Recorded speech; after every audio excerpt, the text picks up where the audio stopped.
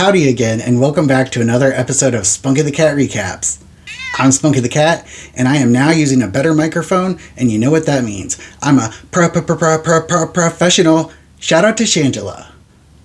Today we're going to be recapping episode 2 of the first ever season of Drag Race Mexico, and it's not that bad.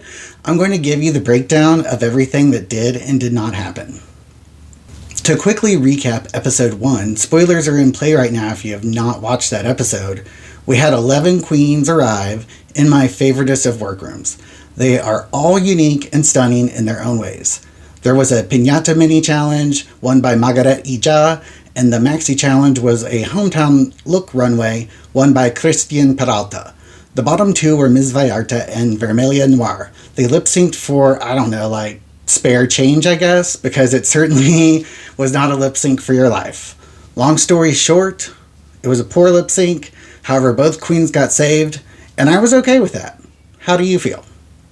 Now that we remember where we are, let's get into this new episode. I'm so excited. The day begins with the gals entering the workroom singing their latest group collaboration, La Dragaracha, which is clearly a fun, cute parody of La Cucaracha. So silly, I love it. Las Reinas gather around the table and bam, the drama ensues.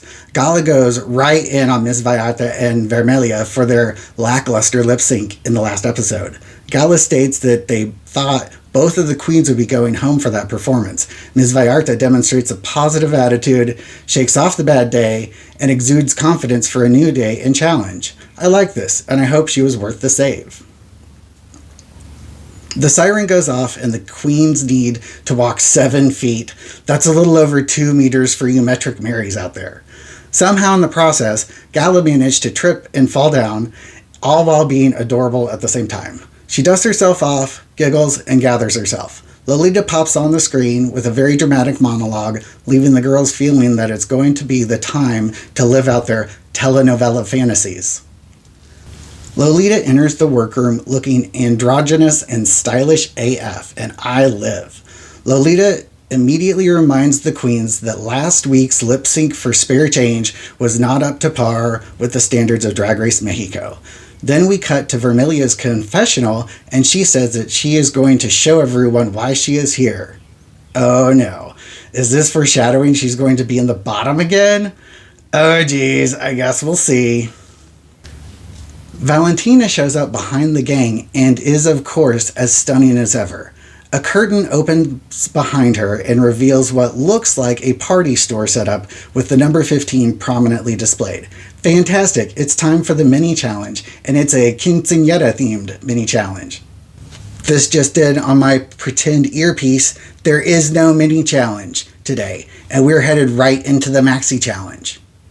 This leaves me a little disappointed because I love the chaos and ridiculousness of the mini challenges. Also, it is not often that regular seasons skip the mini challenges. Anyways, disappointment aside, I want to see what the maxi challenge is going to be. It will probably be something substantial since we are saving airtime without a mini challenge. I swear that's the last time I'm going to mention that there's no mini challenge. Turns out today's maxi challenge is to design and construct a garment that is in fact quinceañera themed, and I didn't think much about this at the time, but have reflected since. This was probably a cathartic moment for many of these individuals. I don't know for sure, but I can imagine a world where a little gay boy that may or may not even know who they are yet, I can imagine this person sees their sisters all experience the magic that is the party celebrating their 15th birthday and wanting that for themselves. They may feel like, why does my sister get to dress up and celebrate their coming of age, but I do not? Many other cultures and nationalities have similar customs. Like in the US, many teenage girls celebrate their 16th birthday similarly. I do, however, feel like this is a much bigger deal in Mexico. For example, we have never had an entire challenge centered around a Sweet 16 in the US. Now with some perspective, I'm loving that these queens are going to get to experience some version of the quinceañera they may have always wanted. I mean, one of them will win this challenge, and that seems like a great B-Day present to me. Valentina and Lolita announce the arrival of the pit crew, and they have carts full of colorful party supplies. It's obvious there's about to be some cart diving for stuff and things. They also announce the special guest judge will be Roadstar. Once again, I know nothing about this guest. However, if you keep watching this, I will gather some facts about them and share when we hit the main stage. The queens seem genuinely enthused about Roadstar being the guest judge. Matraka says Roadstar is the boss bitch of TikTok. More to come. On to the cart diving. Las chicas are given 1 minute. 1 minute to gather all the things they need and complete their legendary looks. Well, some of them turn out legendary and some not. But I'm getting ahead of myself. 1 minute is not enough time to do much of anything in life. So I'm feeling for these ladies. I hope that was just for the camera and later the contestants could rationally gather supplies, but I did enjoy the drama, complete with sharpened elbows and aggressive streamer grabbing. The next 15 minutes or so of the program are the queens constructing their garments and talking. Maybe we will get to know more about these lovely people. Here are the bullet points. Ms. Vallarta has never attended a quinceañera, but is a sewing guru. Gala is concerned because this is not their strength and would rather walk the runway naked. I'm pretty sure that I speak for many people when I say we wouldn't mind that at all, Gala. Rahina seems shook. Remember that she is a singing diva, not a sewing diva. At least one workroom table has 6 legs. Look at this. I thought the decorative table leg belonged to Arhenis.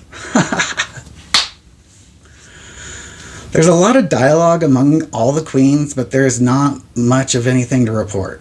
They are endearing and all, however it was a bit of a snooze fest.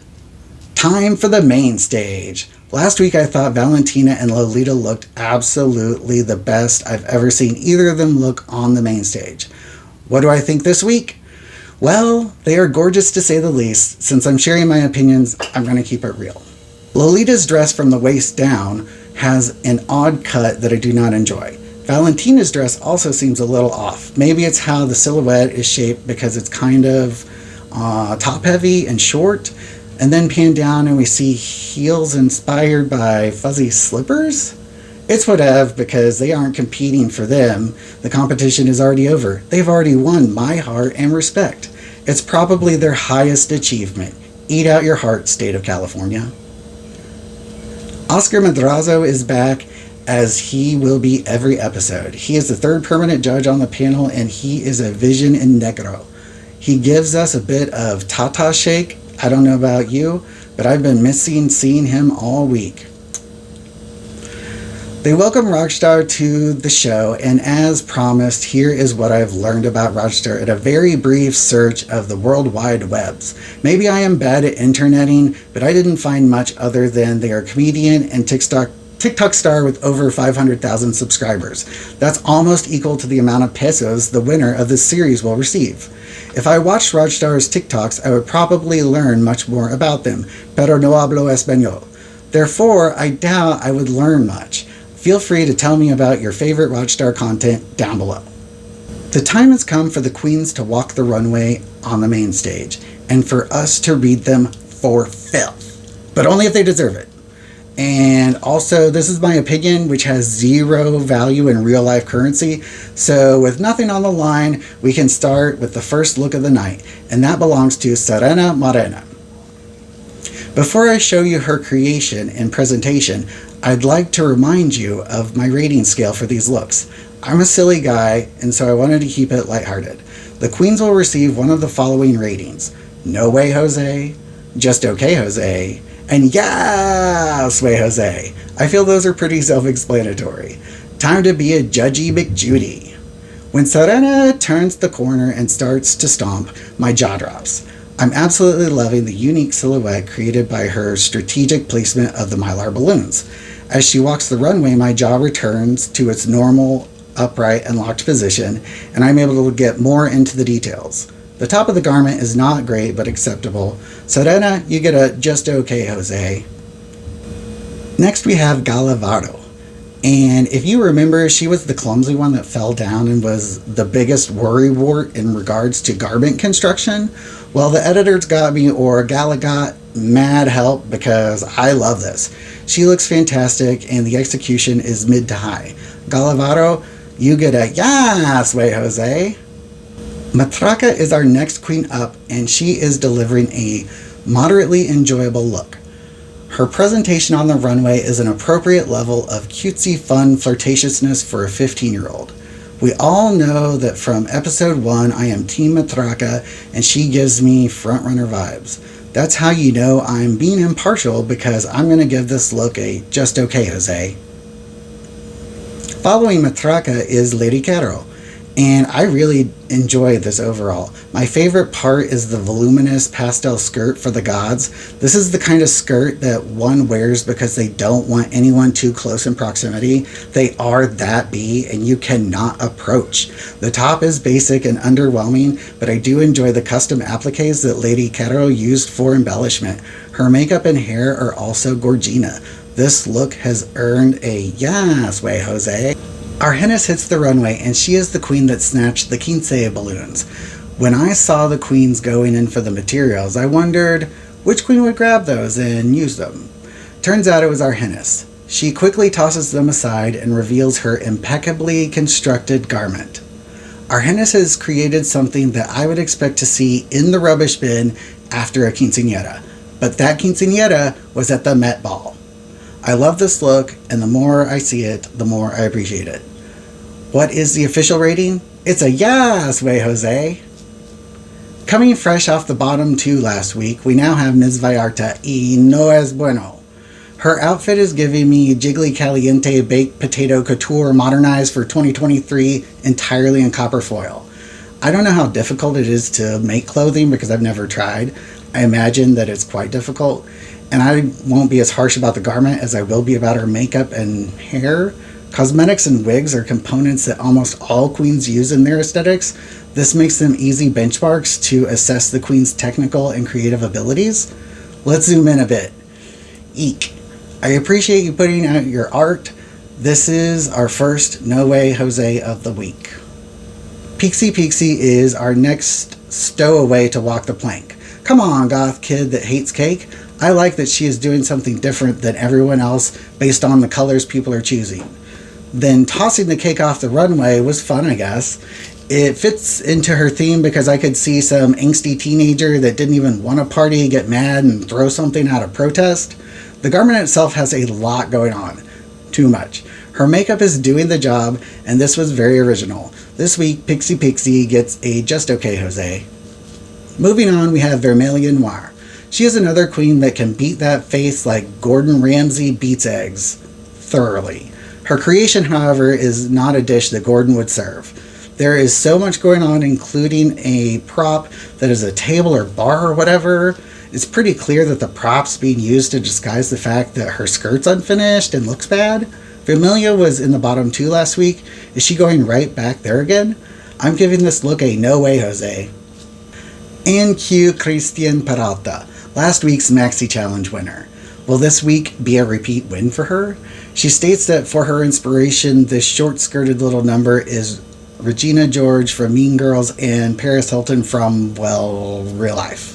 I do like this look. I'm not wowed or overly excited about it so much, but it's constructed well. She has a pretty face, and she's serving Mariah Carey from the Southern Hemisphere. Stunning. Christian gets a yes way, Jose. Regina Voce is up, and I bet she wishes she could have sang her way out of this challenge, but she couldn't.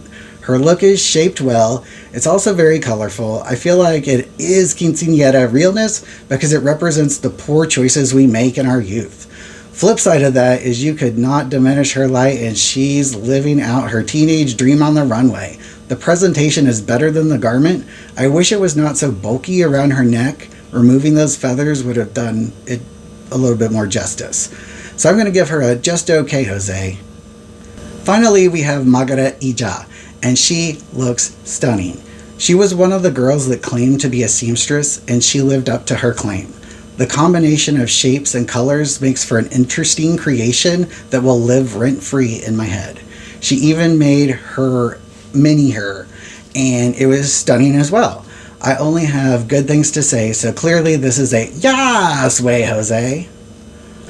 All the queens return to the stage, and the tops and bottoms are revealed. Lolita asks the following queens to step forward: Gala, Matraca, Lady Caro, Pixie, and Regina. This is the safe group, and they head backstage to relax and gossip. Meanwhile, the judges give their critiques. I'm a little surprised at the results, and I'm interested to see what they say. Serena Morena is the first queen critiqued, and she is not featured. The judges didn't like her silhouette, and Oscar felt the only thing going for this dress was the balloons. They move on to Argenis and turn on the praise faucet. The judges absolutely drench Argenis with compliments about the detailing, construction, and design of her dress. They ask her to turn around and show the bow in the back because of its exquisiteness. Argenis was in the bottom 3 last week and has earned complete redemption. The judges did not feel similarly about Ms. Vallarta. Valentina specifically mentioned the disconnect between Ms. Vallarta's garment and her makeup. Rogstar liked the textures in the dress but not the silhouette. He also felt it was confusing and messy. And then, more of the same type of comments from Oscar. Next we have the other queen from the bottom 2 last week, Vermilion Noir. The judges called her out for trying to hide the worst part of her garment with a prop and asked her to remove it. We get a better look and can tell it ain't good. Are we headed for a lip sync for Spare Change rematch? Christian gets her turn for feedback, and for the second week in a row, the judges loved them some Christian. Valentina picked up on her references, which is always a good thing and proves that your vision came through. Oscar thinks she looks sweet and acknowledges Christian's ability to woo the audience. And who doesn't want to be wooed? Woo! At the end of the lineup, we have Margaret, and the judges turn the praise faucet back on for both Margaret and her mini-her. Specifically, the judges thought this dress was original and demonstrated her ability to execute a concept completely from beginning to end. Lolita commented that this normally would be too bulky and would swallow her, but she balanced it well with so much lovely skin showing up top. Based on the critiques, I believe that Argenis and Margaret are the top 2 duking it out for the win. The judges send the girls backstage to reunite with their already untouched sisters. The judges basically say all the same critiques again for each of the tops and bottoms. Then Lolita calls the queens back to the main stage. Lolita starts giving a toast to Argenis and congratulates her because she is the winner of the Maxi Challenge this week. At first I was like, what the heck is going on with a toast to announce the winner? But then I realized there's probably a toast at a quinceañera for the chica being honored. Then I was like, well, that was a cool way to do that and pay homage. So woohoo! Argenis is the winner. I'm glad that she got redeemed from last week. That's great. Margaret and Christian are announced to be safe. The bottom 3 are revealed and are left vulnerable for elimination. At this point, I'm 100% expecting a repeat lip sync from last week. I was officially shook to my core that Vermilia was granted safe status and could go back to the back of the stage. That leaves Serena and Ms. Vallarta as the bottom 2 that must lip sync for their lives. Can Ms. Vallarta redeem last week's lip sync? What kind of lip syncer is Serena gonna be?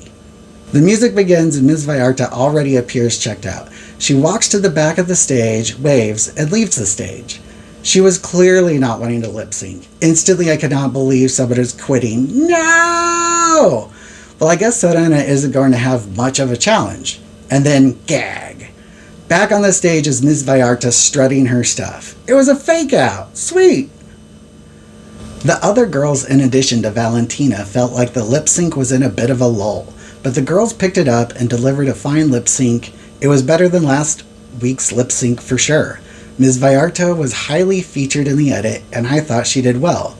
We didn't see a ton in the edit of Serena, and what I saw was fairly standard lip syncing. The song concludes and the judges decide who will be the pork chop de Mexico. The results are in and Serena is saved. That makes Ms. Vallarta the first queen to leave us from Drag Race Mexico.